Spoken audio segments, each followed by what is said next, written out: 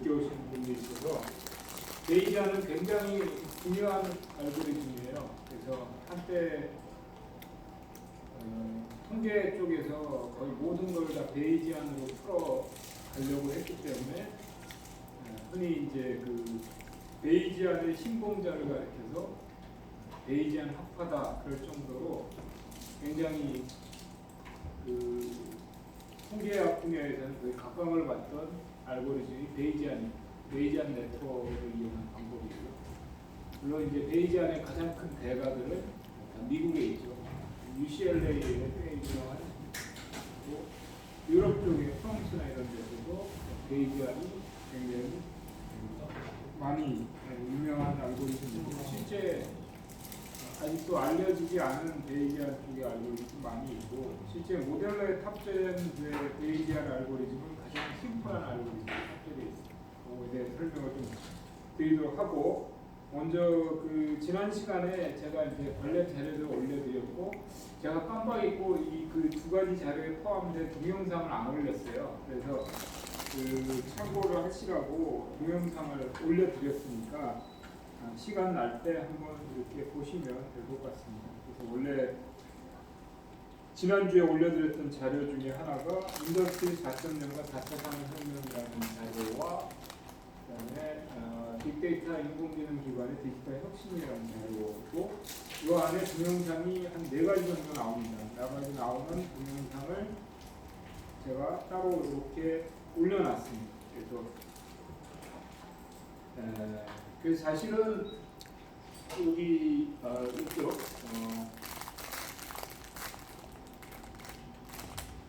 인더스트리 4.0과 4차 산업혁명이라는 말 자체가 사실은 우리나라에서 4차 산업혁명을 많이 얘기를 하고 있는데, 실제적으로 구글 검색창에서 구글 검색, 구글 트렌드에서 살펴보시면 사실 전 세계적으로 통용 이게 아니지? 잠깐만요.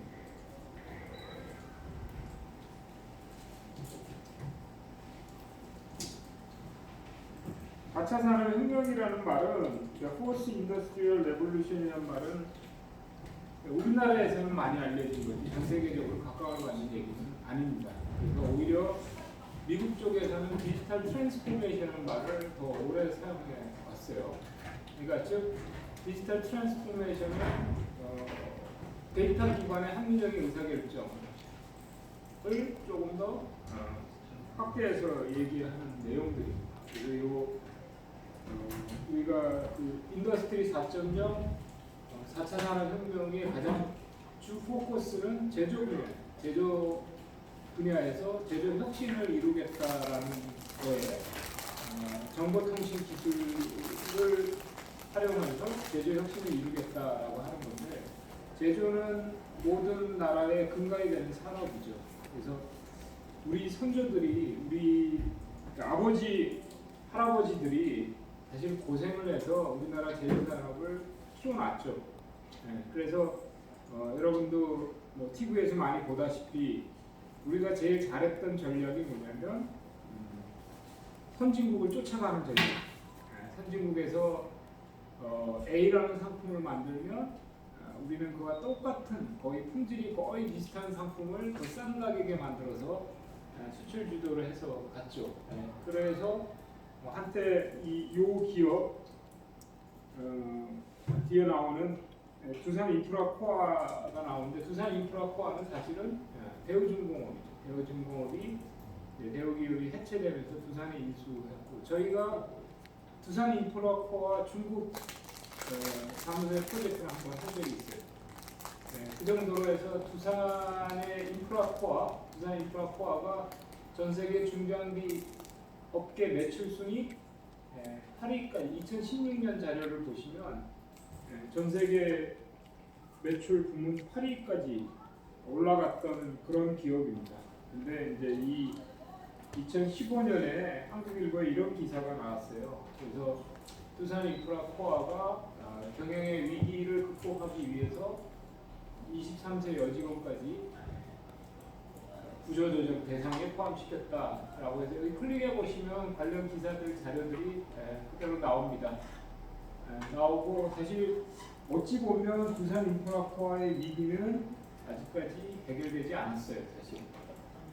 그래서 사실은 여기 2018년 뉴스에 보면 두산 인프라코어가 생존하는 것처럼 보이는데 사실은 납품업체인 중소기업을 속된 말로 후려쳐서 생존했다라는 얘기가 나올 정도로 갑질을 통해서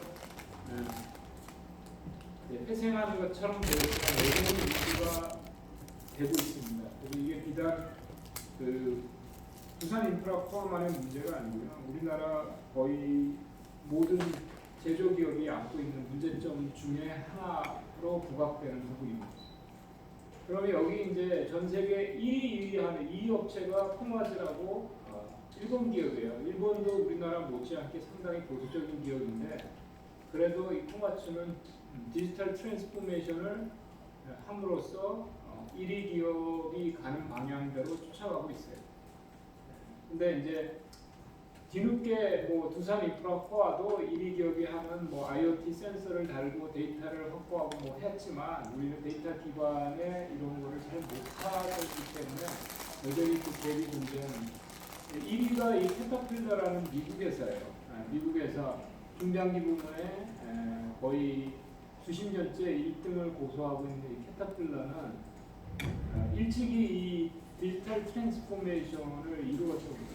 그러니까 쉽게 얘기하면 장비를 생산해서 팔아서 매출을 높이고 수익을 하던 이 한계는 올 거다라는 거를 예상을 하고 이제는 장비를 파는 게 아니라 이제 빌려주는 서비스, 빌려주고 유지해주는 서비스로 전환하기 위해서 빅데이터 전문 업체인 ES RG라는 회사를 인수하고 데이터 활용률을 높여가서 실제적으로 상당 부분은 이제 데이터 기반의 회사로 거듭난다는 얘기였고, 코마츠도 앞에서 얘기한 대로 일본 회사인데 코마츠가 이 컨트랙이라는 그 일종의 그 네트워크망을, 그러니까 플랫폼이에요. 플랫폼을 만들어서 이 포크레인 중장비에다가 센서를 부착하고 거기에 나온 장비들을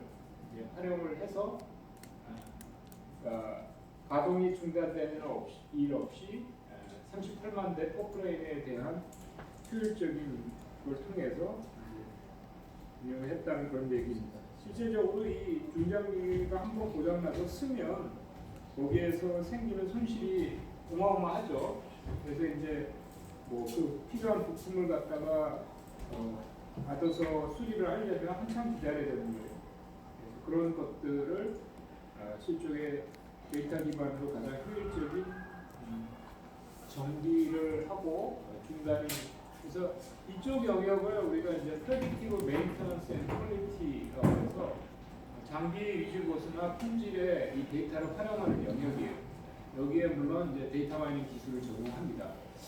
그렇게 되는 거고, 가장 모범적인 기업이라고 하면 이쪽 분야에 이거를 이제 산업 IoT라고 얘기를 해요. 데이터를 산업용 장비에다가 센서를 부착해서 거기에 나온 데이터를 적극적으로 활용하는 그러한 부분인데, 여러분이 잘 아시는 GE 제너럴 일렉트로닉이라는 회사는 2015년 이게 GE의 유명한 CEO가 두 명이 있죠. 그래서 첫 번째는 여러분 잘 아시는 잭 웰치. 잭 웰치가 이제 굉장히 이제 GE의 한 10년 전서부터 이끌었다라고 하면 2012년인가요? 2012년인가 13년에 이제 잭 웰치에 이어서 그 GE를 이끌고 있는 제프리 이멜트라는 이 CEO가 주장했던 부분이 2001년서부터 2017년까지네요.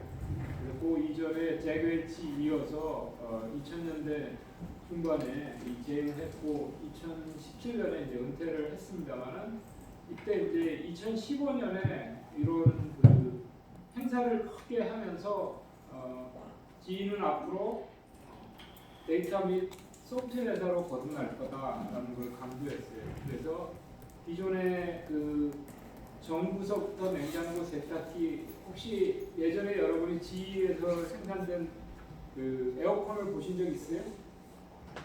제너럴 일렉트로닉. 미국의 호텔, 좀 지방에 있는 오래된 호텔은 아직도 그 굉장히 근데 그런 GE의 에어컨이 설치되어 있어요. 고장이 안 나는 거예요, 이런 게. 그 정도로 거의 모든 전기 제품을 다 만들었다라고 할 정도로 굉장한 그 전기 전자 제조 회사죠.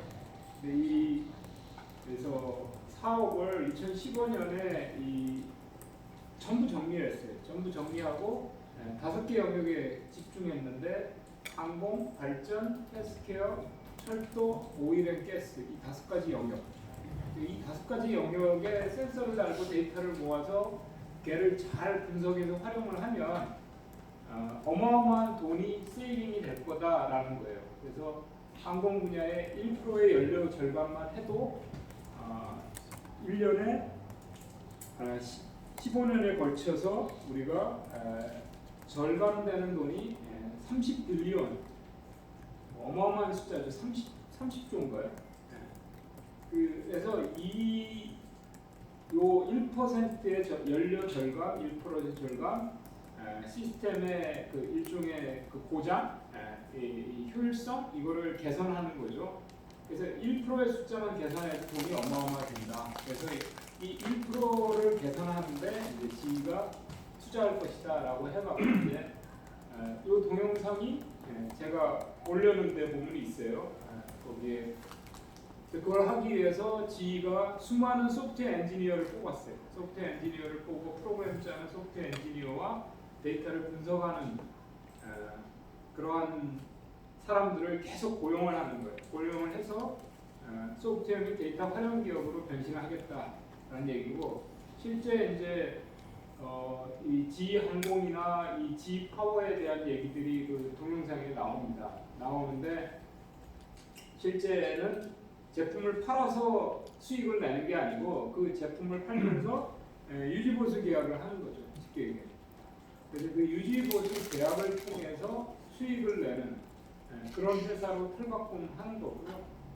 뭐 쉽게 얘기해서 요 동영상에 보시면 알겠지만 전 세계 GE 항공 엔진을 탑재한 그 비행기가 이동하는 경로가 데이터로 다 수집이 돼갖고 전 세계 이 거의 비행기의 항로들을 다에 관련된 데이터를 모으고 그걸 분석하고 할 수 있는.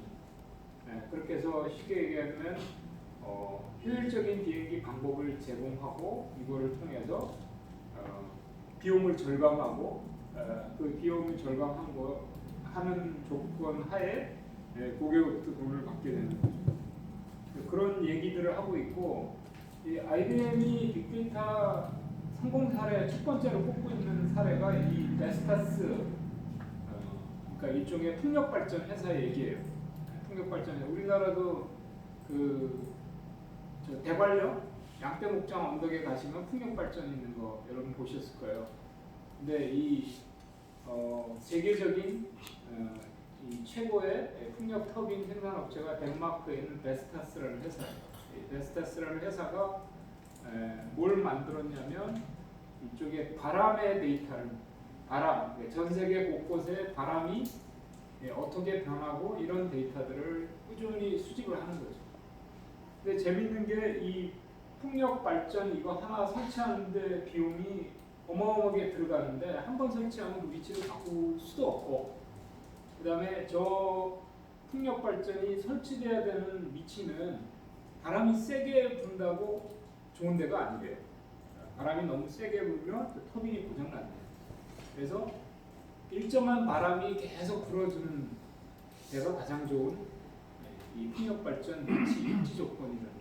그래서 그 입지 조건을 확보하기 위해서 거의 이 수십 페타바이트의 데이터를 모았는데 이 지구의 표면을 1km 격자로 만들어갖고 거기에 기온, 강수, 풍속, 습도, 대기압 이런 데이터들을 전부 다 수집을 하고 가장 이상적인 위치를 이제 선정하는 입지 모델을 만들고 운영하는 거예요. 이거를 기반으로 해서 이런 데이터가 쌓이니까 세계 최고의 풍력 공급 업체가 될 수 있었던 거죠. 그래서 이게 이제 그 IBM의 그 슈퍼급 컴퓨터를 사용해서 이 빅데이터 처리를 했다고 해서 IBM이 가장 빅데이터 성공 사례로 최초로 꼽고 있는 게 이겁니다. 2012년에 그 IBM 글로벌 이 컨설팅 회사죠. 컨설팅 그 파티였어요. GBS에서 발표한 내용 중에 나옵니다. 그래서 이 앞전에 보시면 이게 이제 그 서울대 이정명 교수가 쓴 축적의 길이라는 책자고요. 여기를 보시면서 보면 이 한국이 굉장히 약한 게 몸으로 떼어갖고 몸을 떼어서 체득을 해서 익히는 거는 세계 최고인데 이거를 어떤 경험을 잘 정리를 해서 새로운 거를 설계하는 능력이 없는 거죠. 그래서 이거를 제일 잘하는 회사가 이제까지는 일본이었어요. 그래서 여러분 잘 아시는 뭐 VHS 비디오 테이프, 베타, DVD, 포맷 이런 거 다 일본에서 나옵니다. 일본 사람들이 그 자료를 정리하고 데이터 모으는데 예전서부터 혈안되어 있는 나라예요. 그래서 여러분 잘 아시다시피 독일하고 일본이 데이터 모으는 데는 가장 열심인 나라였어요. 과거에. 그래서 잘 아시는 생체 실험도 결국은 데이터를 모으기요. 아직도 신약 개발에 독일이 실험했던 그 데이터를 활용되고 있다. 근데 독일, 일본이 과거에 데이터 모으는데 혈안이 돼 있고 이 새로운 데이터를 기반으로 새로운 거를 설계하고 적용하는데 익숙해져 있다면 지금 현재 전 세계에서 데이터 모을 때 가장 혈안이 되고 있는 나라는 미국이에요. 그래서 이미 미국이 앞으로 전 세계 경제 대국을 이끌어갈 그 방법에 대해서 컨설팅 회사가 우리가 아는 이제 맥킨지나 이런 데서 리포트 나온 것들이 있어요. 맥킨지 리포트에 보면 미국이 10가지를 집중하면 앞으로도 계속 강대국으로 유지할 수 있다. 근데 그 10가지 중에 한 가지가 바로 빅데이터예요. 그래서 데이터를 모으고 그 데이터를 기반으로 재밌는 거는 빅데이터 활용처를 4가지가 유명한 기관을 뽑았는데 그거는 이제 여러 가지 그 환경이나 경제 자기네들이 경제적 우위 가능성 이런 걸 뽑아서 4군데를 뽑았어요. 4가지 영역을. 그게 제조, 리테일, 유통, 그 다음에 가버먼트 부문과 헬스케어 부문. 근데 이 제조와 리테일에는 빅데이터를 활용해서 생산 효율을 높이라는 생산 효율을 높이. 그러니까 똑같은 시간과 똑같은 돈으로 더 많은 거를 만들어내라는. 그런데 이제 빅데이터를 활용하라는 얘기고. 근데 정부 부문과 헬스케어 분야에는 빅데이터를 활용해서 비용 절감 얘기를 했어요. 비용 절감. 불필요한 정부 비용 지출을 줄이고 적재적소에 정부의 돈을 써야 된다는 쪽에 빅데이터를 활용해라. 그리고 마찬가지 헬스케어도 마찬가지. 헬스케어도 제한된 의료 서비스를 꼭 필요한 사람한테 제공해 주도록 하는데 빅데이터를 활용해라. 그래서 굉장히 무서운 얘기지만 그렇게 이제 데이터 모으는데 혈안이 되어 있는 나라예요. 그래서 요 안타깝지만 여러분이 저기 보시는 서울에서 가장 높은 빌딩, 가장 높은 빌딩이기도 하고 서울에서 가장 비싼 아파트가 어딘지 아세요? 서울에서 가장 비싼 아파트도 여기에 있어요. 서울에서 가장 비싼 아파트에 이 빌딩 아시죠? 그 회장님이 살고 계시죠. 그래서 아파트 입주민 전용 스시집도 있어. 그래서 여러분이 인터넷 동영상에 딱 찾아보면 우리나라에서 제일 비싼 아파트가 이 빌딩에 들어와 있어요. 근데 안타깝게도 이 빌딩을 짓는데 우리나라가 설계한 건 하나도 없어. 건축 설계는 미국 KPF사, 구조 설계는 미국의 레라사, 검증은 미국의 TT사. 위성 측량은 스위스의 렉시카 카메라를 이용한 회사죠. 하다못해 거푸집 만드는 것은 오스트리아 도카사, 바람에 대해서 견디는 풍동 시험은 캐나다 회사, 커튼 워리는 이게 이제 그 장막이죠. 공사할 때. 이건 일본 회사, 컨설팅 기구, 토목은 영국. 우리나라는 뭐만 했어요? 몸으로 때우는 건설만 하고. 그래서 우리가 이 건물을 과연 이게 이제 가장 퀘스천이에요. 제가 볼 때는 뉴스에는 이렇게 나온 거예요. 한국 건설 기술의 집약제로 이 공사에 참여한 그 건설사나 직원들이 초고층 건축 기술의 기술을 습득한다는 거죠. 근데 똑같은 건물을 지은 데는 활용될지 모르겠는데 조금 다른 건물을 짓는 데는 과연 여기서 우리 익힌 기술이 적용이 될까? 퀘스천. 똑같은 거 만드는 데는 잘하죠. 근데 그게 이제 그 차이가 보니까 저는 데이터 활용 능력의 차이라고 보입니다. 그러니까 실제적으로 데이터라는 거는 이제 데이터 모델링을 통해서 새로운 거를 적용할 수가 있는데 말해서 몸으로 때우면서 체득한 거는 똑같은 거를 하는 데는 몰라도 조금만 다르면 적용을 못해요. 그런 게 참 안타까운 얘기예요. 그래서 3조 8천억이나 들어간 지상 123층의 건물을 지은데 전부 외국 기술을 썼다는 게 참 안타까운 얘기죠. 어쨌든 이 부분이 이제 데이터 활용 역량인데 이게 집약되는 분야가 바로 제조 분야. 그래서 정보통신 기술을 융합을 해서 결국 정보통신 기술이라는 거는 겉으로 보이는 이쪽의 인프라라고 생각하고요. 정보통신 기술은 결국 뭘 만들어내느냐? 데이터를 만들어내요. 데이터를 만들어내서 이 만들어지는 데이터, 이 정보통신 기술을 이용해서 새로운 제조를 하겠다는 게 이제 독일이 주창하는 인더스트리 4.0이고요. 근데 이 인더스트리 4.0을 이제 우리는 이제 4,000년의 인더스트리 4.0을 하면서 딱 우리한테 와닿는 첫 번째 우리가 인식하는 거는 무인이라는 거에 엄청 강조해요. 무인. 사람이 만드는 게 아니라 로봇가 만든다. 그러니까 무인이기 때문에 그 수많은 그 생산직 그 인력들은 다 잘릴 것이다. 일자리를 잃을 것이다. 이렇게 생각해요. 근데 무인이라는 건 로봇이라는 얘기죠. 로봇은 뭘로 움직여요? 소프트웨어로 움직이는 거예요. 그래서 앞으로 자동차는 소프트웨어로 움직인다. 앞으로 자동차는 기름으로 움직이는 게 아니라 소프트웨어로 움직인다. 그러니까 다 뭐가 필요해요? 소프트웨어가 필요한 거예요. 소프트웨어는 데이터 없이 소프트웨어 되는 거 봤어요. 참 안타까운 얘기죠. 그래서 그냥 참고를 해서 보시면 이 용어에 너무 집중하지 마시고 왜 이런 게 되느냐.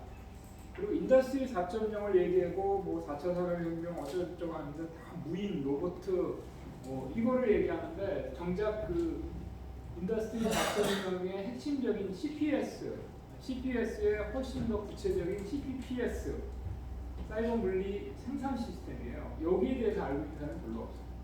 CPS 단어가 굉장히 어렵거든요. 그래서 이제 저희 회사도 이제 2017년에 코스닥에 상장하기 위해서 이제 증권 상장 전문회사한테 회사를 어떻게 포지셔닝 시키면 좋겠습니까? 라고 해서 상담을 받은 적이 있어요. 컨설팅을 받고 그렇게 했는데 뭐 여러 가지 얘기들을 하면서 제가 그때 관련 용어들을 쭉 적어줬거든요. 인더스트리 4.0 얘기도 했고 소프트웨어, ICT 무슨 쭉 얘기를 했는데 CPS를 얘기하니까 너무 어려우니까 이거 뺍시다 그러니까 인공지능은 집어넣어요. 그래서 인더스트리 4.0의 가장 핵심은 CPPS다. 그리고 이 인더스트리 4.0은 뭐 이 얘기를 해요. 스마트 프로덕션, 어반, 그린 프로덕션이라고 얘기하는데 핵심은 이거예요. 그래서 이게 안타까운 제가 이 자료 유튜브에 있는 자료들을 쭉 봤어요. 그래서 쭉 봤더니 이게 전부 이 아디다스의 스피드 팩토리를 가장 인더스트리 4.0의 첫 번째 모양새로 꼽고 있어요. 사례로 꼽고 있는데 쭉 읽어보면 뭐 하냐면 이거예요. 일반 생산공에 600명이 생산하던 게 아디다스 스피드 팩터는 10명이 생산한다. 590명을 잘랐다라는 데 너무 초점을 맞추고 있어요, 사실은. 근데 인더스트리 4.0의 핵심은 무인 자동화 생산 시스템이 아니에요. 무인 자동화 생산 시스템이 아니고 뭐다? 이거다 이거. 맞춤형 다품종 소량 생산을 얘기하는 거예요.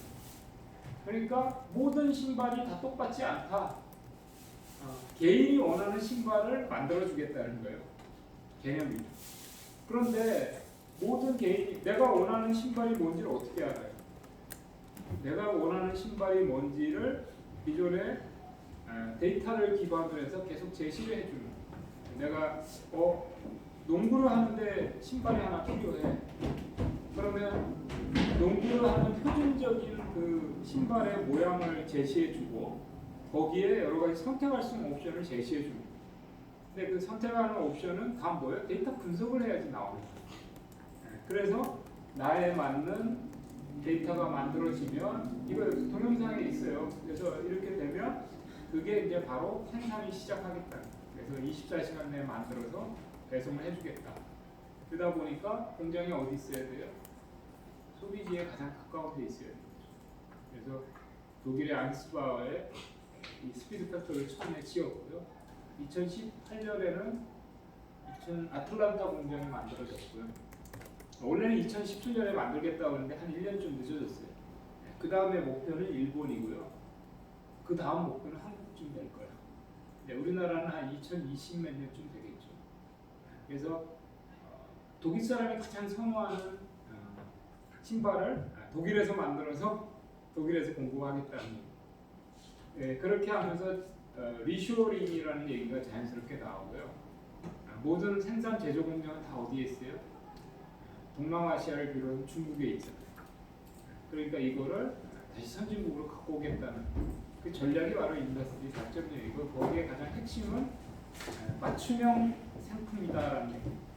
그걸 이제 보시면 이 노빌리아에 대한 얘기가 나오고 키친 업체, 그다음에 이제 뭐 암베르크 공장에 대한 얘기가 나와요. 암베르크 공장이 컨트롤러를 생산하는 거예요. 제어용 컨트롤러 생산하는 업체인데 이 컨트롤을 한 개만 주문해도 이걸 만들어내는 거예요. 쉽게 생각하면. 근데 이제 우리나라에 상당히 많은 공장들은 제품을 바꾸려면 공장 라인을 다시 다 바꿔야 돼요. 그래서 안타깝지만 이 갤럭시 이 핸드폰에서 이 엣지가 처음에 나왔잖아요. 스크린을 갖다 옆으로 이렇게 휘는 거. 처음에 여러분 아시겠지만 한쪽을 휘었어요. 한쪽을 휘었다가 이게 성공적이니까 양쪽을 다 휘었잖아. 근데 이 양쪽 다 휘는 이 엣지 스크린을 만들기 위해서 인도네시아 공장에 있는 생산 설비를 다 바꿨어요. 근데 이 휘어지는 스크린, 이 LCD를 만드는 그 생산 기계는 전량 일본산이에요. 그러니까 우리가 삼성이 한 수조를 들여갖고 인도네시아 생산 공장을 다 바꿨단 말이에요. 근데 이제 다시 이게 휘는 게 또 인기가 없어지면 언젠가 다시 피겠죠. 공장 라인을 또 바꿔야 됩니다. 하여튼 그런 거에서 이 지멘스 암베르크 공장은 커스텀 될 수 있는 공장을 만들겠다라는 거고, 여기는 다 데이터예요, 데이터. 그걸 얘기하는 겁니다. 그래서 꼭 우리가 스마트 팩토리를 하면서 제가 스마트 팩토리 그 자문위원회 한번 가봤어요. 산자부에서 불러갖고 갔는데 우리나라 중소기업을 스마트 팩토리 하겠다라고 하더라고요. 그러면서 뭐 전기용 스마트 팩토리, 무슨 뭐 기계, 전기 제품을 만드는 스마트 팩토리, 이 표준 모델을 만들어서 이렇게 묻히거든 이게 보급하겠다 이런 생각이에요. 그래서 내가 참 진짜 깝깝하고, 그래서 우리나라의 스마트 팩토리 보급률이 몇 프로라고 얘기를 하는 거예요. 제가 볼 때 우리나라의 스마트 팩토리는 단 한 개도 없는 것 같은데, 그러니까 깝깝한 거죠. 그러니까 센서 몇 개 붙이고 일부에 약간 오토매틱하면 그게 스마트 팩토리인가요? 절대 아니에요. 스마트 팩토리는 자동화 무인화 공장이 아니에요. 절대. 그러니까 부수적으로 자동화 됐고 무인화 됐겠죠. 근데 스마트 팩토리의 가장 핵심은 지능화 개인화예요. 어설프게 지능화하다 보면 어떤 생기게 생기냐면요. 옛날이 더 좋아. 제가 이제 차를 이제 예전 차를 쓰다가 이제 한 2016년에 이제 차를 바꿨는데 그 전에 쓰던 차가 이제 폐차시키고 이제 오래 탔어요. 정말 거의 20년 가까이 탔나. 근데 새로 바꾼 차가 뭐가 있냐면 저게 다 자동이야, 다 자동. 와셔도 차속 뭐 이렇게 뭐 지들 말로는 차속 감응. 그러니까 차속 감응이라는 게 뭐냐면 일단은 비가 오면 빗물이 이렇게 유리창을 때리고 떨어지면 그 물방울이 안으로 들어가잖아요. 들어가면 그 물방울 감지해 갖고 얘가 이 워셔를 움직이는 와이퍼를 움직이는 거예요. 그런데 차가 천천히 갈 때하고 차가 빨리 달릴 때하고 이 움직임을 다르다는 거야. 그게 차속감은 무슨 뭐 자동 뭐래. 근데 실제 어설프게 만들면 어떻게 되느냐면 멍청한 거지 굉장히. 비가 많이 오는데 얘가 빨리 움직여줘야 되는데 빨리 안 움직여. 비는 조금 오는데 막 움직여. 그러니까 잘못 지능화하면 멍청해지는 오히려. 그래서 그게 있는데도 불구하고 전 자동화 안 써요. 그러니까 수동으로 내가 동작하겠어. 차라리 옛날에 수동일 때가 훨씬 편했던 거야. 자, 그리고 이게 잘못 만들면 그렇게 된다는 거야. 그러니까 어떤 때는 자, 이게 요즘 차는 딱 그렇잖아요. 시동을 딱 키면 헤드라이트가 접혔다가 딱 펴지잖아. 시동을 끄면 다시 딱 접히잖아. 근데 항상 이게 하나의 로직을 갖고 분석을 해서 만약에 넣는다고 쳐봐. 그럼 어떻게 돼? 항상 얘는 시동 킬 때 닫히고 켜지고 이렇게 해줘. 근데 경우에 따라서는 문을 이게 좁은 데 딱 가면 이게 백미러가 켜져 있는 상태에서 딱 열면 이게 다 있는 데가 있잖아요. 그러면 백미러를 접고 나가야 되잖아. 근데 접으려면 시동을 꺼야 돼. 그러니까 그 이제 보다 보니까 수동 장치가 어디 있는데 그 자동이 항상 좋은 게 아니에요. 자동이라는 게 똑똑하다는 거잖아요. 똑똑한. 그게 이제 우리가 얘기하는 지능화인데 지능화 잘못해버리면 오히려 불편해요. 제가 이번에 이제 이사하면서 그냥 난 그 이제 인터넷을 옮겼어요. 옮기면서 이렇게 장비를 딱 바뀌는데 뭐 요즘 얘기하는 인공지능 스피커를 달아주겠대 똑같은 가격으로. 그래서 필요 없다라고 했었어 처음에는. 근데 보니까 없는 것 같아. 그냥 인공지능 스피커가 없는 일종의 뭐냐면 뭐죠 이 모뎀이라고 얘기하나? 이제 인터넷 신호 딱 들어오면 이게 바꿔주는 거예요. 그다음에 이제 걔가 이제 공域이 거치는 건데 거기에다 그거를 뭐라고 그러죠? 라우터라고 그런다. 라우터가 이제는 모 회사인데 그러니까 일반 라우터는 없어 얘들이. 그러니까 다 인공지능 스피커 라우터만 있는 거야. 그러면서 저더러 그걸 해주겠다라고 하는데 이제 그걸 설치하는데 얼마나 멍청하냐면 그러면 이제 멍청하냐면 쓸데없이 막 대화하는데 지가 막 참견하기도 해요. 지 부르는 줄 알고. 그렇게 반응하고 어떤 때 뭘 하면 얘가 해줄 수 있는 게 너무 제한적인 거야. 그걸 우리가 과연 인공지능 스피커라고 얘기할 수가 있겠어요? 그러면 이제 시간이 지나면 얘가 학습을 해서 바뀌어야 되잖아요. 근데 학습을 하려면 어떤 문제가 생겨요? 우리나라는 내 데이터를 가지고 모델링을 다시 해야 되잖아요. 거기에서 또 문제가 생깁니다.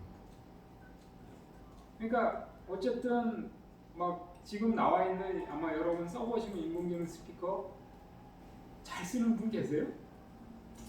거의 없다고 봐요. 저는. 그러니까 기껏해야 뭐 TV 켜줘 뭐 오늘 날씨 어때? 광고에서 나오는 몇 가지.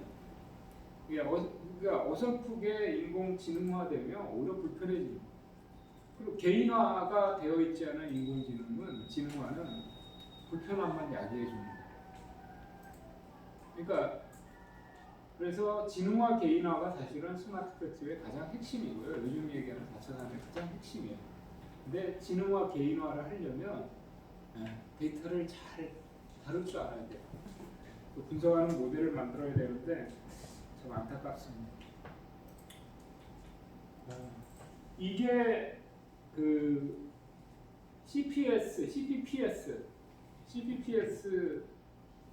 CPPS라고 얘기하는 거는 뭐냐면 제가 지난번에 아마 디지털 트윈이라는 말을 얘기했을 거예요. 그러니까 IoT를 통해서 현실 세계가 발생되는 거를 다 데이터화 시키는 거야.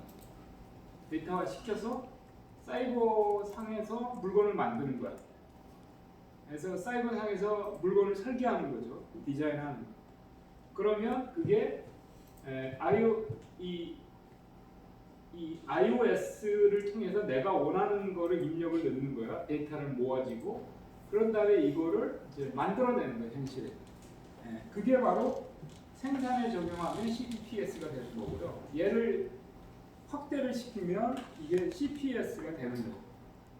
근데 그러다 보니까 이제 나중에 뭐 이거는 나중에 한번 참고를 해서 보세요. 뮤슬리라는 회사예요. 시리얼 만드는 회사인데 애들의 조합은 약 5,660억까지 제품 만들 수가 있어요. 그러니까 결국은 뭐야?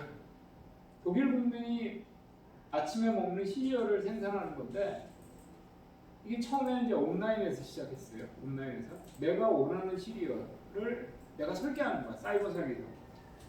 사이버상에서 iOS의 도움을 받아서 설계를 하면 그거대로 만드는 거야. 그게 바로 스마트 팩토리. 그러니까 1인 한 사람에 맞는 제품을 만들어내는 게 스마트 팩토리니까 스마트 팩토리의 가장 핵심은 개인화죠, 개인화. 우리가 2000년대 초반에 했던 CRM의 가장 핵심도 개인화예요.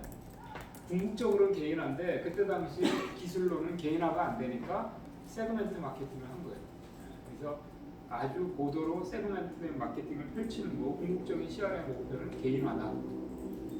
개인화고 지능화예요, 사실은. 그러니까 이 맥락이 같아지는 거예요. 그래서 이 뮤즐리라는 그 시리얼 만드는 회사가 가장 최초로 인더스트리 4.0의 핵심을 갖다가 했던 회사예요.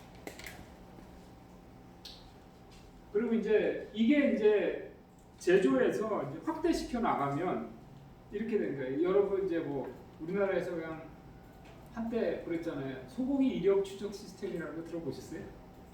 소고기를 송아지 날 때서부터 이 귀에다가 이걸 박아갖고 애가 뭘 먹고 자랐고 어떻게 했고 하는 데이터를 쭉 수집을 해서 이게 이제 도축이 돼서 될 때까지 그 이력 관리를 하겠다는 거예요.